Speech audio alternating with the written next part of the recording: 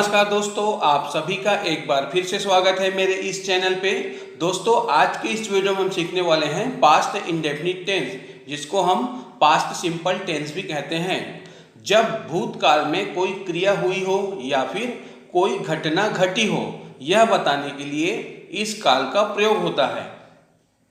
दोस्तों, इसकी पहचान है जब वाक्य के अंत में आया, गया, बोली मतलब आ की मात्रा, बड़ी की मात्रा, छोटी की मात्रा, ई और ए आए, ये पास्ट इंडेफिनिट टेंस की पहचान है। दोस्तों, इसको वाक्य के माध्यम से और अच्छे से समझने की कोशिश करेंगे। दोस्तों, वाक्य की संरचना करने से पहले हमको चाहिए रहता है स्ट्रक्चर, जिसको हम फॉर्मूला कहते हैं, क्योंकि बिना स्ट्रक्चर के हम वाक्य की संरचना नहीं कर सकते। तो चलो देखते हैं। सबसे पहले आता है सब्जेक्ट और उसके बाद आता है वर्ब का सेकेंड फॉर्म और उसके बाद आता है ऑब्जेक्ट। तो दोस्तों, इसी फॉर्मूले की मदद से हम पास्ट इंडेफिनिट टेंस के वाक्य बनाना सीखेंगे। दोस्तों, इस वीडियो पर बने रहिए, क्योंकि पास्ट इंडेफिनिट टेंस बहुत ही उपयोगी है। हम अपनी पास्ट की बातों को पास्ट इंडेफिनिट टेंस के माध्यम से ही बताते हैं। तो आप इस वीडियो पर बने रहिए। तो वाक्य है वह आया। यहाँ पर देखो, आखिरी में आ की मात्रा आ रही है, आ की ध्वनि, तो ये पास्ट इंडेफिनिट टेंस का वाक्य है। तो चलो इसको हम इंग्लिश में ट्रांसलेट करते हैं। दोस्तों, हमें तो स्ट्रक्चर पता है। सबसे पहले आता है सब्जेक्ट और उसके बाद आता है वर्ब का सेकेंड फॉर्म और उसके बाद आता है ऑब्जेक्ट। तो यहाँ पर सब्जेक्ट है वह, और यहाँ पर क्रिया हो रही है आने की, और आने को हम कम कहते हैं। और कम का फर्स्ट फॉर्म होता है कम, और सेकेंड फॉर्म होता है केम, और थर्ड फॉर्म होता है कम। तो इसका ट्रांसलेशन होगा ही केम, मतलब वह आया। दोस्तों, आपको फॉर्म ऑफ वर्ब को अच्छे से याद करना ही पड़ेगा, तभी आप पास्ट इंडेफिनिट टेंस के सेंटेंस को बना पाएंगे। तो नेक्स्ट वाक्य है मैं भूल गया। दोस्तों, अब यहाँ पर देखो, गया आ की मात्रा आ रही है आखिरी में। तो चलो इसको इंग्लिश में ट्रांसलेट करते हैं। यहाँ पर सब्जेक्ट है मैं, तो उसके लिए हम प्रयोग करेंगे आई का। और भूल गया, भूलना को इंग्लिश में हम फॉरगेट कहते हैं। और फॉरगेट का तीनों फॉर्म कैसे होता है आपको तो वर्ब मैं बता चुका हूँ, तो चलो बताता हूँ। फर्स्ट फॉर्म होता है फॉरगेट, सेकेंड फॉर्म होता है फॉरगोट, और थर्ड फॉर्म होता है फॉरगॉटन। तो इसका ट्रांसलेशन होगा आई फॉरगोट, मतलब मैं भूल गया। नेक्स्ट वाक्य है वह बोली। दोस्तों, अब यहाँ पर देखो, वह बोली आखिरी में बड़ी की मात्रा आ रही है।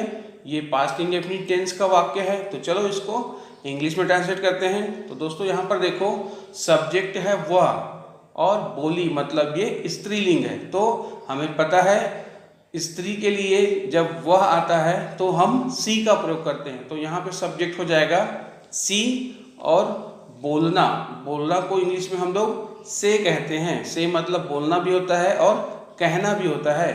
तो से का फर्स्ट फॉर्म होता है से, और सेकंड फॉर्म होता है सेड, और थर्ड फॉर्म होता है सेड। तो इसका ट्रांसलेशन होगा सी सेड, मतलब वह बोली। सीता ने रोटी खाई। अब यहाँ पर देखो, आखिरी में ई आ रहा है। तो चलो इसको इंग्लिश में ट्रांसलेट करते हैं। और हमें पता है आखिरी में जब आ की मात्रा, बड़ी की मात्रा, छोटी की मात्रा या फिर ई या ए आए, तो वह पास्ट इंडेफिनिट टेंस का वाक्य होता है। तो यहाँ पर सेंटेंस है सीता ने रोटी खाई।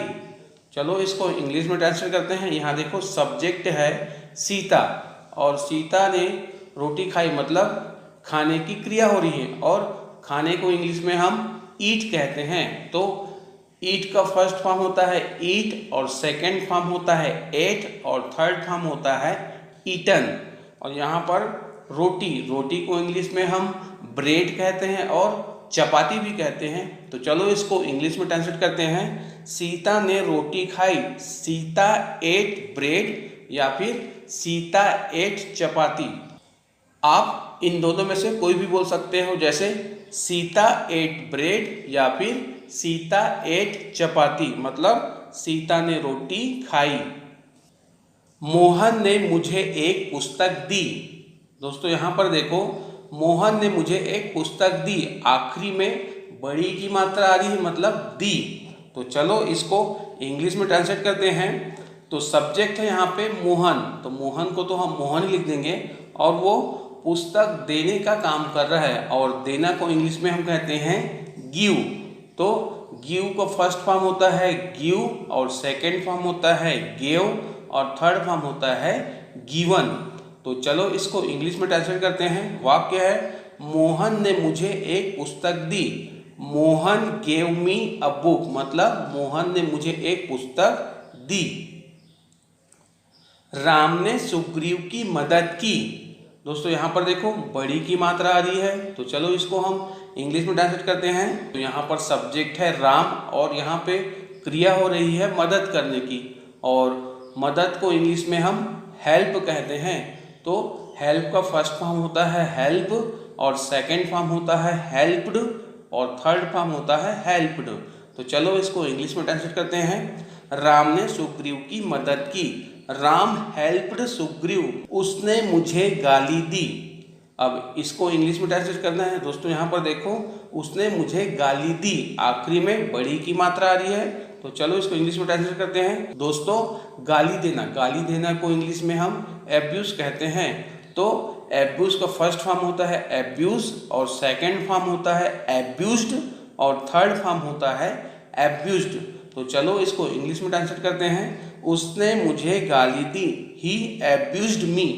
दोस्तों अतीत की आदत को बताने के लिए हम ऐसे बोलते हैं, जैसे वह पहले धूम्रपान करता था, वह झूठ बोलता था। ये अतीत की आदत थी। इसमें ता था आता है, मतलब आ था। तो बहुत से लोग गलतियां करते हैं, इस वजह से मैं इसको बता रहा हूं कि ये प्रेजेंट इंडेफिनिट टेंस का वाक्य नहीं है, ये मॉडल का वाक्य है। तो चलो इसको भी हम इंग्लिश में ट्रांसलेट करना सीखते हैं। तो इसके लिए हम यूज टू का प्रयोग करते हैं। तो चलिए हम इसको भी ट्रांसलेट करते हैं। तो वाक्य है, वह पहले धूम्रपान करता था। तो चलो इसको इंग्लिश में ट्रांसलेट करना है। तो सबसे पहले आएगा सब्जेक्ट, और सब्जेक्ट के बाद आता है यूज टू, और उसके बाद आएगा वर्ब का फर्स्ट फॉर्म, और उसके बाद आता है ऑब्जेक्ट। तो इसका ट्रांसलेशन होगा, ही यूज टू स्मोक बिफोर, मतलब वह पहले धूम्रपान करता था। वह झूठ बोलता था। तो फॉर्मूला तो हमें पता है, सबसे पहले आता है सब्जेक्ट, उसके बाद आएगा यूज टू, उसके बाद आएगा वर्ब का फर्स्ट फॉर्म, और उसके बाद आता है ऑब्जेक्ट। तो इसका ट्रांसलेशन होगा, ही यूज टू लाई, मतलब वह झूठ बोलता था। जब वाक्य के अंत में ता था, ती थी, ते थे आए, तो आप कंफ्यूज नहीं होइएगा। ये पास्ट इंडेफिनिट टेंस का सेंटेंस नहीं है, ये मॉडल का सेंटेंस है। ये अतीत की बात को बताता है, अतीत की आदत को बताता है, इसलिए मैंने इसको एग्जाम्पल्स के माध्यम से यहाँ पर आपको समझाने का प्रयास किया है। उम्मीद करता हूँ इसको आप अच्छे से समझ गए होंगे। ये मॉडल का वाक्य है। चलिए दोस्तों, अब हम निगेटिव सेंटेंस भी बनाना सीखते हैं, जिसको हम नकारात्मक वाक्य कहते हैं। तो वाक्य है, उसने नहीं खाया। कभी कभी हम कहते हैं किसी को, अरे उसने नहीं खाया। अब इसको हमें इंग्लिश में ट्रांसलेट करना है। तो हमें वाक्य को इंग्लिश में ट्रांसलेट करने से पहले सबसे पहला चाहिए रहता है स्ट्रक्चर, जिसको हम फॉर्मूला कहते हैं, क्योंकि हम बिना स्ट्रक्चर के, बिना फॉर्मूले के वाक्य को ट्रांसलेट नहीं कर सकते। तो स्ट्रक्चर है, सबसे पहले आएगा सब्जेक्ट, और उसके बाद आता है डिड नॉट, और उसके बाद आता है वर्ब का फर्स्ट फॉर्म, और उसके बाद आता है ऑब्जेक्ट। दोस्तों आपको ध्यान रखना है, जब आप पास्ट इंडेफिनिट टेंस में निगेटिव सेंटेंस बनाते हैं तो वर्ब का फर्स्ट फॉर्म आता है। तो चलो इसको इंग्लिश में ट्रांसलेट करते हैं। उसने नहीं खाया, तो इसका इंग्लिश ट्रांसलेशन होगा, ही डिड नॉट ईट, मतलब उसने नहीं खाया। दोस्तों इसको हम ऐसे भी बोल सकते हैं, ही डिडंट ईट, मतलब उसने नहीं खाया। मैंने नहीं पढ़ा। अब इस वाक्य को इंग्लिश में ट्रांसलेट करना है, तो चलिए इसको इंग्लिश में ट्रांसलेट करते हैं। आई डिड नॉट रीड, मतलब मैंने नहीं पढ़ा। और इसको हम ऐसे भी बोल सकते हैं, आई डिडंट रीड मतलब मैंने नहीं पढ़ा, मैंने नहीं देखा। अब इस वाक्य को इंग्लिश में ट्रांसलेट करते हैं, तो चलो, आई डिड नॉट सी मतलब मैंने नहीं देखा, या फिर इसको हम ऐसे भी बोल सकते हैं, आई डिडंट सी मतलब मैंने नहीं देखा। गीता ने पत्र नहीं लिखा। अब इसको इंग्लिश में ट्रांसलेट करना है, तो चलिए इंग्लिश में ट्रांसलेट करते हैं। Geeta did not write a letter मतलब गीता ने पत्र नहीं लिखा। दोस्तों इसको हम ऐसे भी बोल सकते हैं, Geeta didn't write a letter मतलब गीता ने पत्र नहीं लिखा। मैंने उसे नहीं बुलाया। कभी कभी हम किसी कहते हैं अरे मैंने उसे नहीं बुलाया। अब इसको इंग्लिश में कैसे ट्रांसलेट करेंगे, तो चलो इसको इंग्लिश में ट्रांसलेट करते हैं। I did not call him मतलब मैंने उसे नहीं बुलाया, या फिर इसको हम ऐसे बोल सकते हैं, आई डिडंट कॉल हिम मतलब मैंने उसे नहीं बुलाया। अब चलिए दोस्तों कुछ इंटरोगेटिव सेंटेंस भी बनाना सीखते हैं, जिसको हम प्रश्नवाचक वाक्य कहते हैं। तो वाक्य है, क्या तुमने शेर देखा। दोस्तों इस वाक्य को इंग्लिश में ट्रांसलेट करने से पहले एक नज़र हम स्ट्रक्चर को देख लेते हैं, जिसको हम फॉर्मूला कहते हैं, क्योंकि हमें पता है बिना स्ट्रक्चर के हम वाक्य की संरचना नहीं कर सकते। तो सबसे पहले आएगा डिड और उसके बाद आता है सब्जेक्ट, और सब्जेक्ट के बाद आएगा वर्ब का फर्स्ट फॉर्म और उसके बाद आता है ऑब्जेक्ट। तो चलिए दोस्तों इसी फॉर्मूले की मदद से इस वाक्य को हम इंग्लिश में ट्रांसलेट करते हैं। तो वाक्य है, क्या तुमने शेर देखा। तो इसका इंग्लिश ट्रांसलेशन होगा, डिड यू सी लॉयन मतलब क्या तुमने शेर देखा। क्या गीता ने पत्र लिखा। अब इसको इंग्लिश में ट्रांसलेट करना है, तो इसका इंग्लिश ट्रांसलेशन होगा, did Geeta write a letter मतलब क्या गीता ने पत्र लिखा। क्या तुमने उसे बुलाया। कभी कभी हम कहते हैं ना, क्या तुमने उसे बुलाया। अब इसको इंग्लिश में ट्रांसलेट करना है, तो चलिए इसको इंग्लिश ट्रांसलेट करते हैं। डिड यू कॉल हिम मतलब क्या तुमने उसे बुलाया। क्या तुमने खाना खाया। कभी कभी हम किसी पूछते हैं ना, क्या तुमने खाना खाया। अब इसको इंग्लिश में ट्रांसलेट करना है, तो चलिए इसको इंग्लिश ट्रांसलेट करते हैं। डिड यू ईट फूड मतलब क्या तुमने खाना खाया। क्या तुमने कोशिश की। कभी कभी हम किसी कहते हैं क्या तुमने कोशिश की। तो चलो इसको इंग्लिश में ट्रांसलेट करते हैं। डिड यू ट्राई मतलब क्या तुमने कोशिश की। चलिए दोस्तों अब हम इंट्रोगेटिव नेगेटिव सेंटेंस भी बनाना सीखते हैं, जिसको हम प्रश्नवाचक नकारात्मक वाक्य कहते हैं। तो वाक्य है, क्या तुमने शेर नहीं देखा। तो दोस्तों इस वाक्य को इंग्लिश में ट्रांसलेट करने से पहले एक नज़र हम स्ट्रक्चर को देख लेते हैं, जिसको हम फॉर्मूला कहते हैं। तो सबसे पहले आएगा डिड और उसके बाद आता है सब्जेक्ट, और सब्जेक्ट के बाद आएगा नॉट, और नॉट के बाद आता है वर्ब का फर्स्ट फॉर्म और उसके बाद आता है ऑब्जेक्ट। तो चलो इसी फॉर्मूले की मदद से इस वाक्य को हम इंग्लिश में ट्रांसलेट करते हैं। तो वाक्य है, क्या तुमने शेर नहीं देखा। तो इसका इंग्लिश ट्रांसलेशन होगा, did you not see lion मतलब क्या तुमने शेर नहीं देखा। या फिर दोस्तों इसको हम ऐसे भी बोल सकते हैं, डिडंट यू सी लॉयन मतलब क्या तुमने शेर नहीं देखा। क्या गीता ने पत्र नहीं लिखा। अब चलो इसको इंग्लिश में ट्रांसलेट करते हैं। Did Geeta not write a letter मतलब क्या गीता ने पत्र नहीं लिखा। या फिर इसको हम ऐसे भी बोल सकते हैं, didn't Geeta write a letter मतलब क्या तुमने उसे नहीं बुलाया। कभी कभी हम किसी कहते हैं ना, क्या तुमने उसे नहीं बुलाया।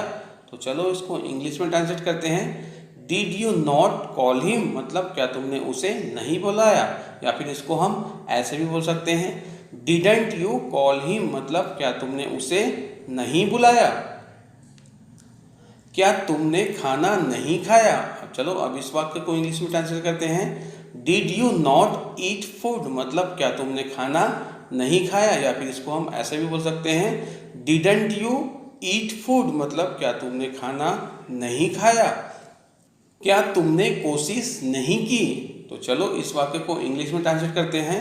डिड यू नॉट ट्राई मतलब क्या तुमने कोशिश नहीं की, या फिर इसको हम ऐसे भी बोल सकते हैं डिडंट यू ट्राई मतलब क्या तुमने कोशिश नहीं की।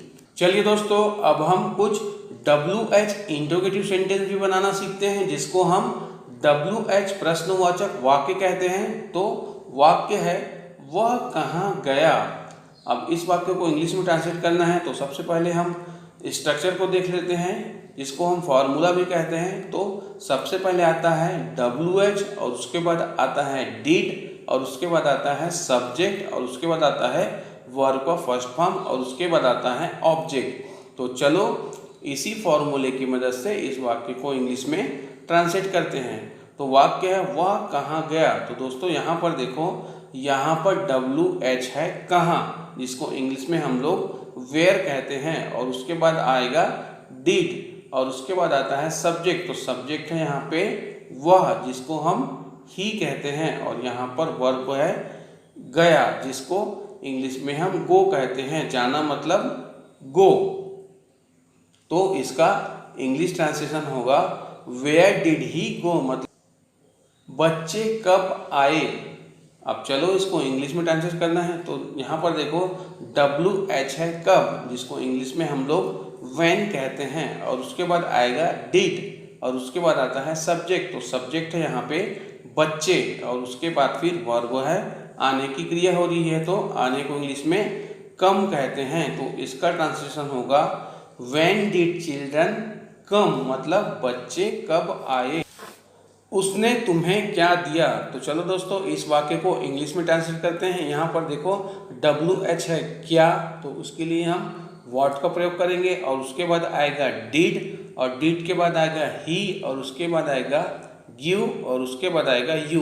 तो इसका ट्रांसलेशन होगा what did he give you मतलब उसने तुम्हें क्या दिया। चलिए दोस्तों, अब हम WH इंट्रोगेटिव नेगेटिव सेंटेंस भी बनाना सीखते हैं, जिसको हम हिंदी में WH प्रश्नवाचक नकारात्मक वाक्य कहते हैं। तो वाक्य है तुम कल क्यों नहीं आए। कभी कभी हम किसी पूछते हैं ना, तुम कल क्यों नहीं आए। तो चलो इसको इंग्लिश में ट्रांसलेट करते हैं। तो इंग्लिश में ट्रांसलेट करने से पहले एक नज़र हम फॉर्मूले को देख लेते हैं, जिसको हम स्ट्रक्चर भी कहते हैं। तो सबसे पहले आता है WH, और उसके बाद आता है डिड, और उसके बाद आता है सब्जेक्ट, और उसके बाद आता है नॉट, और उसके बाद आता है वर्ब का फर्स्ट फॉर्म, और उसके बाद आता है ऑब्जेक्ट। तो चलो दोस्तों इसी फॉर्मूले की मदद से इस वाक्य को हम इंग्लिश में ट्रांसलेट करते हैं। तो वाक्य है तुम कल क्यों नहीं आए। तो इसका ट्रांसलेशन होगा why did you not come yesterday मतलब तुम कल क्यों नहीं आए। या फिर दोस्तों इसको हम ऐसे भी बोल सकते हैं why didn't you come yesterday मतलब तुम कल क्यों नहीं आए। राम कल क्यों नहीं गाया। अब इस वाक्य को इंग्लिश में ट्रांसलेट करते हैं। तो चलिए, why did Ram not sing a song मतलब राम कल क्यों नहीं गाया। या फिर इसको हम ऐसे भी बोल सकते हैं why didn't Ram sing a song मतलब राम कल क्यों नहीं गाया। तो दोस्तों ये था पास्ट इंडेफिनिट टेंस। उम्मीद करता हूँ इस वीडियो के माध्यम से आप पास्ट इंडेफिनिट टेंस को अच्छे से समझ गए होंगे। दोस्तों यदि मेरी वीडियो आपको अच्छी लगी हो तो प्लीज़ आप इस वीडियो को अपने सभी दोस्तों को शेयर कीजिए, जिससे वो भी पास्ट इंडेफिनिट टेंस को अच्छे से सीख जाएंगे। तो आज की क्लास हम यहीं समाप्त करते हैं। मिलते हैं नेक्स्ट वीडियो में, तब तक के लिए बाय बाय, टेक केयर। दोस्तों वीडियो अच्छी लगी तो वीडियो को लाइक कीजिए, और यदि आप हमारे चैनल पर नए हैं तो हमारे चैनल को सब्सक्राइब कीजिए और बेल आइकन को भी प्रेस कीजिए, जिससे हमारी आने वाली नई वीडियो की नोटिफिकेशन आपको बराबर समय पर मिलती रहेंगी।